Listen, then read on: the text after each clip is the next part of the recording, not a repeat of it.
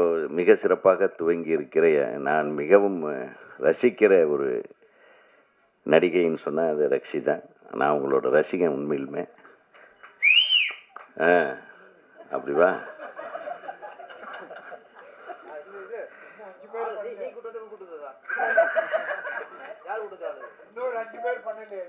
ஏன்னா நான் போன வாரம் ஒரு படம் பார்த்தேன் 4 நாளைக்கு முன்னாடி.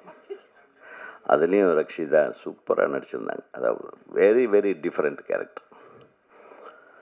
அது நடிக்கிறது மிகப்பெரிய தைரியம் வேணும். இது ஆக்சுவலாக இவங்களுடைய ஒரிஜினல் தைரியத்தோட இதில் நடிச்சிருக்காங்க. அந்த போலீஸ் கம்பீரம், அந்த லுக்கு. பொதுவாகவே இந்த இவங்களுக்கு கண்ணழகின்னு ஒரு பேர் வைக்கலாம். அவ்வளோ அழகான கண். ரொம்ப சந்தோஷம் என் பக்கத்தில் உட்கார்ந்ததுக்கு. ஓகேவாப்பா? நான் அதுக்காக தான் வேறு யாரும் உட்காந்துட போகிறாங்களோன்ட்டு நான் அப்படியே கரெக்ட் பண்ணி வச்சுட்டே இருந்தேன். அப்புறம் பேரரசை இந்த பக்கம் உட்காந்து வச்சு உங்களுக்கெல்லாம் மகிழ்ச்சியை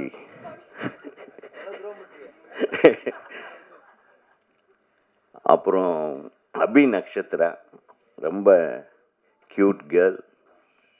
அவங்க நடித்த இப்போ வெப் சீரிஸ் ஒரு மிகப்பெரிய பிரமாதமான வெற்றியை அடைந்திருக்கிறது. தொடர்ந்து நீங்கள் இந்த படத்துலேயே நல்ல பிரமாதமாக தெரியுறீங்க. நிச்சயமாக உங்களுக்கு ஒரு மிகப்பெரிய வெற்றியை இந்த திரைப்படம் கொண்டு சேர்க்க வேண்டும்.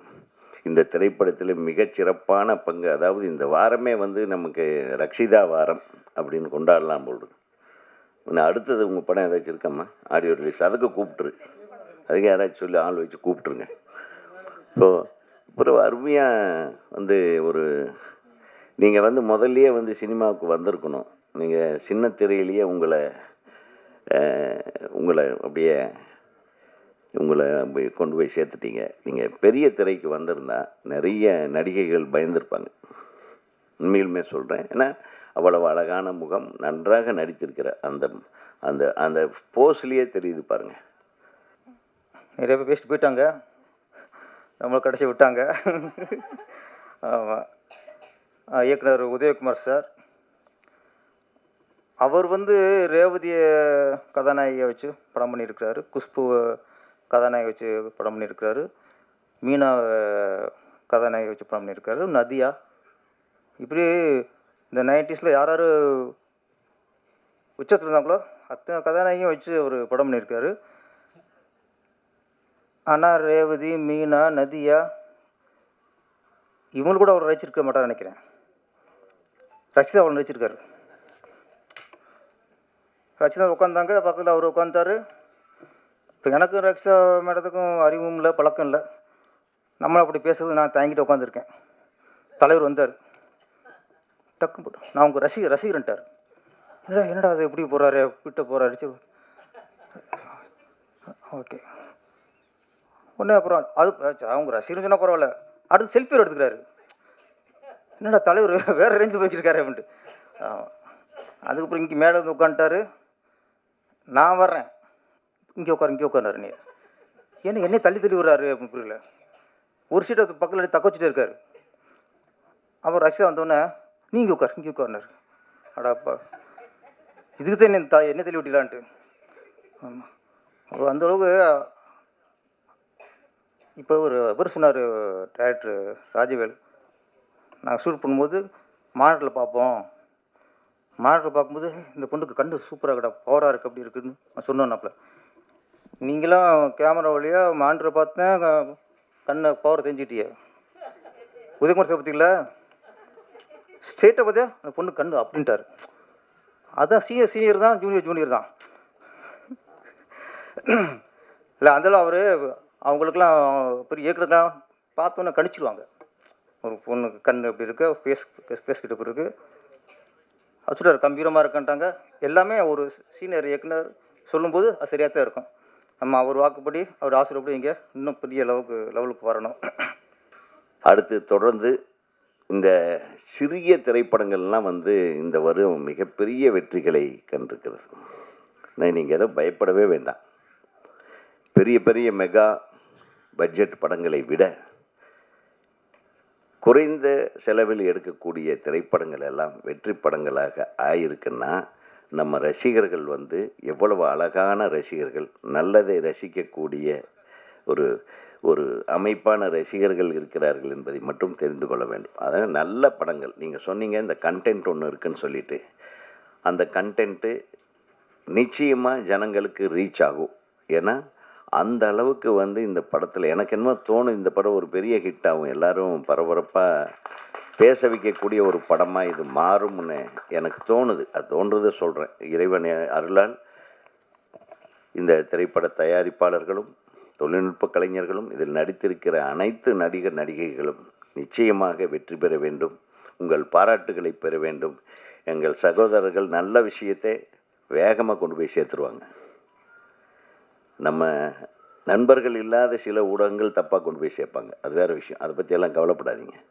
ஸோ நம்ம நண்பர்கள் நிச்சயமாக உங்களை வாழ்க வாழ்க என்று வாழ வைக்கத்தான் அவர்கள் இங்கே வந்திருக்கிறார்கள். ஆகவே அவர்களுக்கும் எனக்கு நன்றி செலுத்தி கொண்டு என்னுடைய உரையை முடிக்கிறேன். வாழ்க, வெல்க எக்ஸ்ட்ரீம். படத்தை தயாரித்த கமலகுமாரி அம்மா, Rajkumar sir, director Rajavel Krishna sir மற்றும் மொத்த குழுவினருக்கும் என்னுடைய வணக்கங்கள், வாழ்த்துக்கள். படத்தில் நட்சத்திரங்களாக பங்கேற்ற அனைவருக்கும், ரக்ஷிதா மகாலட்சுமி அம்மா அவர்களுக்கும், அபி நட்சத்திரா மற்றும் பங்கேற்ற அனைவருக்கும் வாழ்த்துக்கள், வணக்கங்கள். டெக்னீஷியன்ஸ் எல்லாருமே யங்ஸ்டராகவும் ஓரிரு வார்த்தைகள் மட்டுமே பேசிக்கொண்டு வேலையை கவனிப்போம் என்கிற நினைப்பவர்களாகவும் இருக்கிறார்கள். அவர்களுக்கு என்னுடைய வாழ்த்துக்கள். எப்பொழுதும் அப்படியே இருக்கட்டும். சிவம் நிறைய கருத்துக்களை சொன்னார். எப்படி பட்ஜெட் செய்வது என்று சொன்னார். இந்த திட்டமிடல், இது போன்ற ஒரு தொழிலை எப்படி அணுகுவது என்ற சரியான திட்டமிடலுடன் ஒரு தொழிலில் இறங்குபவர்கள் நிச்சயம் வெற்றியை பெற்றே தீருவார்கள். இந்த சேகர் பிக்சர்ஸ் நிச்சயம் வெற்றி பெறும் என்று நான் நம்புகிறேன். அவர்கள் ஒரு படத்தை வெளியிட்டுவிட்டு அடுத்த படத்திற்கு உடனே வந்து விட்டார்கள். எளிய முறையில் திட்டமிட்டு எடுப்பதால் அவர்கள் தொடர்ந்து சிறு சறுக்கல் தோல்வி இருந்தால் கூட எழுந்து மீண்டும் மீண்டும் செய்வார்கள். நல்ல கண்டென்ட் ஓரியன்டான படங்கள் செய்வதில் விருப்பம் இருக்கிறார்கள் என்று நினைக்கிறேன். அதை தேடி கண்டுபிடித்து பிடித்திருந்தால் செய்கிறார்கள் போல் இருக்கிறது. நான் விரைவில் உடனே தோவல் பார்த்து விடுகிறேன் சென்று. ராஜவேல் கிருஷ்ணாவிற்கும் என்னுடைய வாழ்த்துக்கள். மிகுந்த முயற்சியுடன் உங்களுடைய நண்பர்களை வைத்துக்கொண்டு நன்கு போராடி குறுகிய காலத்தில் அழகாக எப்படி படத்தை முடித்து ப்ரொடியூசருக்கு கொடுத்திருக்கிறீர்கள் என்பதை எல்லாம் சொன்னார்கள். தயாரிப்பாளர் ராஜ்குமார் கூட மிக நன்றாக நடித்திருக்கிறார். ஒர்க் அவுட் பண்ணியிருக்கிறார். உடம்பு கரெக்டாக மெயின்டைன் பண்ணியிருக்கிறார். நன்றாக இருந்தது சார். தொடர்ந்து நடிங்க. படத்தில் மீசை ரொம்ப அதிகமாக இருந்தது. கொஞ்சம் ட்ரிம் பண்ணி கொஞ்சம் ஹீரோவாக ஆக்கியிருக்கலாம்.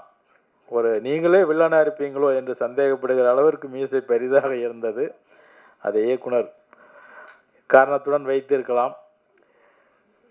மற்றும் இசையமைப்பாளர் கொஞ்சமாக பேசினாங்க. எடிட்டர் சார், கேமராமேன் சார், பிழை படத்தை எடுத்த தயாரிப்பாளர் அவர்கள் எல்லோருக்கும், இங்கு மேடையில் வந்து வீட்டிற்கும் குடும்பத்தினர் அனைவருக்கும், பத்திரிகை நண்பர்கள் அனைவருக்கும் என்னுடைய வணக்கத்தையும், வந்து அழகாக வாழ்த்தி விட்டு சென்ற எங்கள் திரைப்பட இயக்குநர்கள் சங்க தலைவர் திரு ஆர்வி உதயகுமார் அவர்களுக்கும், என்னுடைய நண்பர் சங்க உறுப்பினர், அதிக வாக்குகள் வித்தியாசத்தில் எப்பொழுதுமே வெற்றி பெறும் ஒரு ரகசியத்தை வைத்திருக்கிற நம்பி அவர்களுக்கும், நீண்ட நாளுக்கு பிறகு என்னுடைய